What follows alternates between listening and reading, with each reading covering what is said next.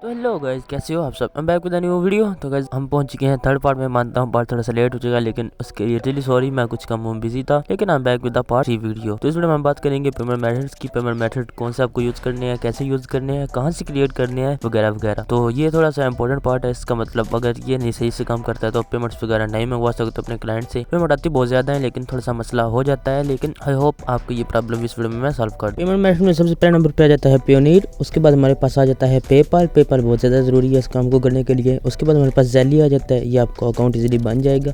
उसके बाद cash app है, ये भी आपको बनाना बहुत ज़रूरी है। उसके बाद बाइनेंस है, बाइनेंस क्रिप्टो एक्सचेंज वगैरह के लिए इस्तेमाल करेंगे आप। उसके बाद वेस्टर्न यूनियन है, जो आप डायरेक्ट ट्रांसफ़र लेंगे। उसके बाद लास्ट पे है बैंक ट्रांसफ़र। तो मैंने आपको सिर्फ पेमेंट मेथड्स के नाम बताए हैं जो इस काम के लिए ज़रूरी हैं। मतलब आपको ये चाहिए, जितने ज़्यादा हो सकते हैं आपके पास उतना आपको ज़्यादा फ़ायदा होगा, क्लाइंट आपको इजीली पे कर सकेगा। अगर कम भी होंगे तो कोई इतना मसला नहीं है खास।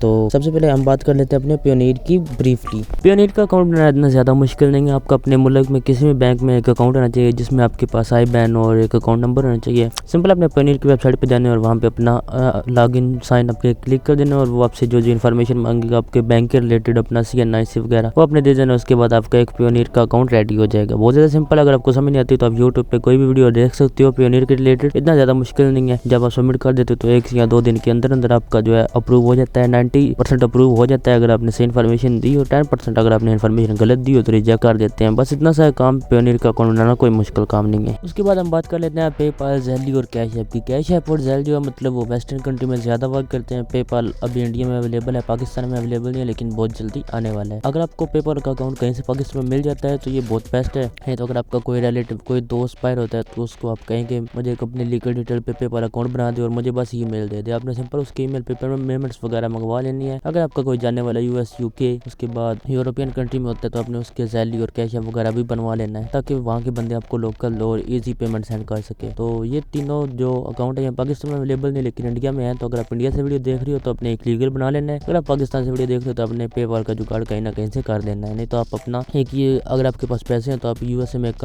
कंपनी भी ओपन कर सकते हो और वहाँ पे भी आपको पेपाल मिल सकता है। लेकिन बेस्ट यही है कि आप अपने किसी रिलेटिव, किसी दोस्त को बोले तो आपको एक पेपाल अकाउंट का जुगाड़ कर दे, वो बहुत ज़्यादा बेस्ट होगा। अगर नहीं भी होता है तो इसमें इतना मसला नहीं है, अगर हो जाता है तो ये बेस्ट है। तो गाइस उसके बाद आगे वाले जो तीनों टॉपिक है वो थोड़े से छोटे ही हैं, तो उसको एक बार डिस्कस कर लेते हैं, जो कि बाइनेंस है, उसके बाद बैंक ट्रांसफ़र है, उसके बाद वेस्टर्न यूनियन है।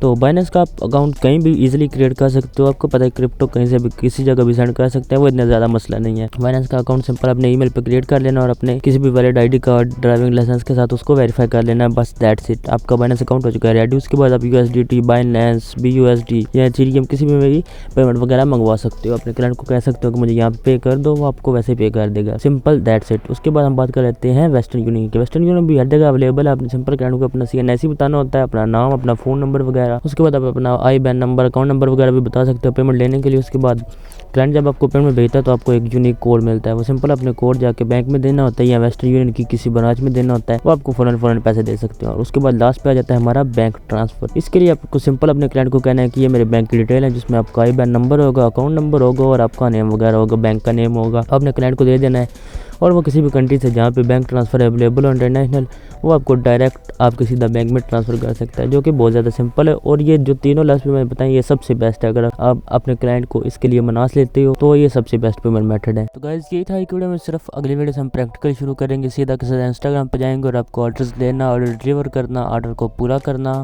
और पेमेंट वगैरह रिसीव करना प्रैक्टिकल तरीके से समझाएंगे। तो पहले 3 पार्ट आपने देख लिए हैं तो ये सबसे वेल एंड गुड है। अगर आपने ये पार्ट देखा है तो पिछले 2 लाजमी देख लेना। मिलते हैं इसके अगले पार्ट में, तब तक के लिए गुड बाय।